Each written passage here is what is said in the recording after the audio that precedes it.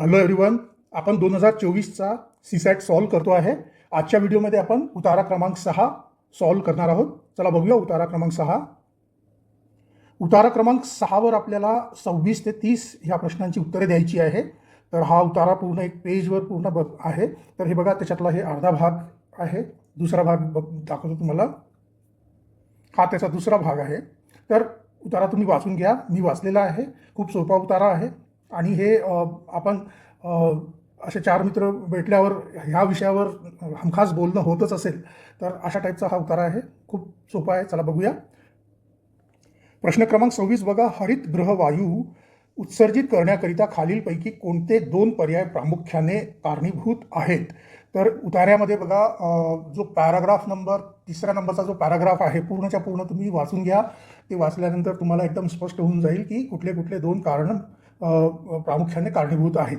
तर इथं लिहिलेलं आहे बघा, हे सर्वश्रुतच आहे की जागतिक तापमान वृद्धींसाठी विविध हरितगृह घटकांपैकी ऑटोमोबाईल व तत्सम उद्योगांद्वारे आवाजवी पद्धतीने वातावरणात उत्सर्जित होणाऱ्या किंवा फेकल्या जाणाऱ्या कार्बन डायऑक्साईड प्रामुख्याने अत्यंत टोकाच्या हवामान बदलामुळे होणाऱ्या घटनांसाठी उत्प्रेरक आहे. तर याच्यामध्ये ऑटोमोबाईल उद्योग आणि तत्सम उद्योग म्हणजे अजून दुसरे त्याच्यासारखे उद्योग, ऑटोमोबाईलसारखे जे इंडस्ट्रीज असतात ना, ऑटोमोबाईल इंडस्ट्री असू दे किंवा तुमचे केमिकल इंडस्ट्रीज असू दे, ह्याच्यातून जे धूर बाहेर पडतो चिमण्यांमधून, त्याच्यामध्ये कार्बन डायऑक्साईड असतो आणि तो जो आहे तो हरितगृह वायू म्हणून काम करतो. ठीक आहे ना. तर याचा जो उत्तर येईल बघा, पर्याय प्रश्न क्रमांक 26चा पर्याय येईल बघा ए आणि सी. ए आणि सी आला आहे बघा 2 नंबरला. तर याचा उत्तर आहे पर्याय क्रमांक 2, फक्त ए व सी. चला प्रश्न क्रमांक 27 बघूया. प्रश्न क्रमांक 27 बघा. नैसर्गिक वनांसंबंधित खालील 4 विधानांपैकी 2 योग्य विधानांची निवड करा. तर इथे जे 4 विधानं दिलेली आहेत नैसर्गिक वनाबद्दल, तर तुम्ही बघा याचा उत्तर जो आहे उतार्यामध्ये पॅराग्राफ क्रमांक 1 2 3 4 5 नंबरचा जो पॅराग्राफ आहे त्याच्या सुरुवातीच्या ज्या 3 लाईनी आहेत, तर ते तुम्ही वाचून घेतल्या तर तुम्हाला त्याच्यातून 2 याच्यातले विधान जे बरोबर आहे, योग्य विधान आहे, ते तुम्हाला कळेल. तर याच्यामध्ये बघा, जो 5वा पॅराग्राफ आहे त्याच्यात काय लिहिलेलं आहे, विविध प्रजातींच्या आंतरिक व आपापसातील संबंध व विशिष्ट पर्यावरणीय परिस्थितीशी घडणाऱ्या परस्पर प्रक्रियेतून नैसर्गिक वने विकसित होत असतात. तर इथं जो पर्याय विधान ए जो दिलेला आहे हा पण इथे पॅराग्राफमध्ये दिलेला आहे. त्याच्यानंतर पुढचं जे वाक्य आहे बघा, आणि हरितगृह वायूचे होणारे दुष्परिणाम शमविण्यासाठी किंवा आटोक्यात आणण्याची महत्त्वाची भूमिका बजावत असतात. कोण? हे नैसर्गिक वने जे आहे हरितगृह वायूंचे वातावरणात उत्सर्जन कमी करण्याचं काम करतात. तर हा जो सी जो पर्याय विधान आहे तो पण बरोबर आहे. तर असे 2 योग्य विधान ए आणि सी आहे. तर याचा उत्तर येतोय बघा पर्याय क्रमांक 3, फक्त ए व सी. स्पष्टीकरण शेवटी दिलेलंच आहे, तुम्ही व्यवस्थित वाचून घ्याल. चला नेक्स्ट बघूया क्वेश्चन. प्रश्न क्रमांक 28. प्रश्न क्रमांक 28 बघा. खालील कुठल्या प्रकारची वनक्षेत्रे तुलनेने अधिक प्रमाणात प्राणवायू किंवा ऑक्सिजन निर्मिती करतात?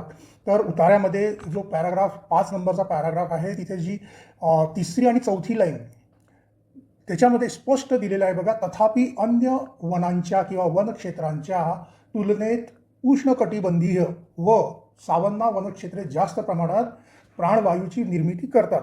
तर याच्यामध्ये बघा ए आणि बी, उष्णकटिबंधीय वने आणि सावन्ना गवताळ वने, हे दोन्ही पर्याय बरोबर आहे. तर याचा उत्तर येतो बघा, उत्तर पर्याय क्रमांक 1, फक्त ए व बी.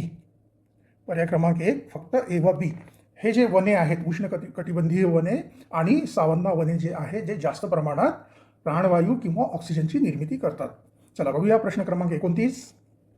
प्रश्न क्रमांक 29 बघा. स्थलीय परिसंस्थेच्या कार्बन पृथक्करण क्षमतेत वाढ करण्यासाठी खालीलपैकी योग्य पर्यायांची निवड करा. तर याचा एकदम स्पष्ट असा उत्तर तर दिलेला नाही आहे, पण जो आपला पॅराग्राफ नंबर 6 आहे त्याची जी पहिली लाईन आहे की पारिस्थितिकी शास्त्रज्ञ असे मत मांडतात की नैसर्गिक वनांची पुनर्निर्मिती किंवा पुनर्स्थापना करणे ही वैश्विक तापमान वृद्धीमुळे होणारे दुष्परिणाम आटोक्यात आणण्याकरिता आदर्श प्रणाली ठरू शकते. म्हणजे वने वाढवायची म्हणजे झाडं लावायचे जास्तीत जास्त आपल्याला, म्हणजे वृक्षारोपण करणे, वनीकरण उपक्रम चालवणे आणि आपण जे झाडं लावतो त्याचा वृक्षतोडी नाही व्हायला पाहिजे. म्हणजे बेकायदेशीर जे वृक्षतोड चालू आहे सध्या ते थांबवावं लागेल. तर हे जे 2 पर्याय, कारण जे एन्व्हायरमेंटमध्ये जो कार्बन डायऑक्साईड असतो आपला, जे आपले उद्योग आणि आपले जे वाहनांमुळे जे धूर सोडला जातो त्याच्यात जे कार्बन डायऑक्साईड निघतो त्याला शोषून घेण्यासाठी झाडेच उपयोगी आहेत. झाडे जे आहे कार्बन डायऑक्साईड शोषून करून घेतात आणि त्याच्यामुळे वातावरणातलं जे कार्बन डायऑक्साईड आहे त्याची मात्रा कमी होऊन जाते, म्हणजे कार्बन पृथक्करण होऊन जाते. तर त्याच्यासाठी दोन याच्यामधले योग्य पर्याय कुठले कुठले आहे? एक विधान ए जो आहे, वृक्षारोपण करणे व वनीकरण उपक्रम, आणि डी, बेकायदेशीर वृक्षतोड थांबविणे, हे दोन्ही विधान बरोबर आहे. तर याचा उत्तर येईल बघा ए व डी, म्हणजे येतोय याचा उत्तर पर्याय क्रमांक 4. प्रश्न क्रमांक 29चा उत्तर आहे पर्याय क्रमांक 4 ए व डी. ठीक आहे, चला बघूया शेवटचा प्रश्न.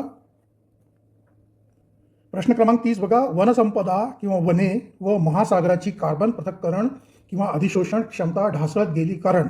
तर याच्यामध्ये उतार्यामध्ये बघा पॅराग्राफ क्रमांक 4 जो आहे तो पूर्णच्या पूर्ण पॅराग्राफ वाचल्यावर स्पष्ट होऊन जाईल आपल्याला की जे कार्बन पृथक्करणची जी क्षमता ढासळत का बरं गेली आहे. कारण जंगलतोड झालाय, जंगलं कमी झाले, म्हणजे झाडं तोडले, त्याच्यामुळे तुमचं कार्बन जो आहे वातावरणामधलं कार्बन शोषण होत नाही, अधिशोषण होत नाही त्याचं. आणि दुसरं मानवनिर्मित कार्य, मानवानी असं काही काही डेव्हलपमेंटच्या नावाखाली एवढं काही करून ठेवलं आहे की त्याचा जो परिणाम आहे तो आपल्या एन्व्हायरमेंटवर पडतो आहे. आणि एन्व्हायरमेंटमध्ये जो कार्बन डायऑक्साईडची मात्रा जी आहे, म्हणजे हरितगृह वायू ज्याला म्हणतो आपण, त्याची क्वांटिटी वाढत चालली आहे. आणि त्याच्यामुळे याची जी क्षमता आहे झाडांची आणि महासागराची जी कार्बन अधिशोषण करायची क्षमता आहे ती ढासळत चालली आहे. तर याचा बघा बी आणि डी हे दोन विधान याला आहे ना, याचे कारण आहेत दोन. तर याचा उत्तर येतो बघा बी व डी, म्हणजे येतोय पर्याय क्रमांक 2. प्रश्न क्रमांक 30चा उत्तर आहे पर्याय क्रमांक 2. तर चला, आपला हा पण उतारा पूर्ण कंप्लीट झाला आहे. त्याचं स्पष्टीकरण उताराच्या शेवटी दिलेलंच आहे. ठीक आहे, चला भेटूया आपण पुढल्या व्हिडिओमध्ये नेक्स्ट उतारा घेऊन. धन्यवाद. प्रश्न क्रमांक 26 आणि 27चं स्पष्टीकरण. प्रश्न क्रमांक 28, 29 आणि 30चं स्पष्टीकरण व्यवस्थित वाचून घ्या.